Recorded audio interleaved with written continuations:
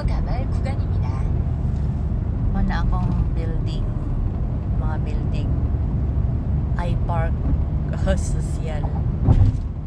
Pasulod mi sa koan. 오른쪽 커브에 Mana akong 주의하세요. building iPark 도시 고속도로에 sa 진입하였습니다. kalagpangang Yana na bridge.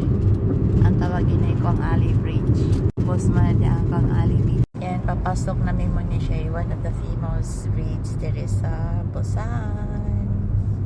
Pasulod namin muna di ang beach.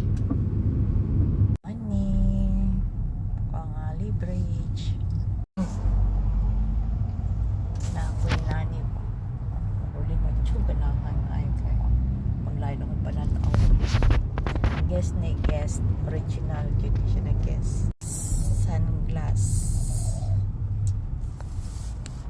okay, may Korean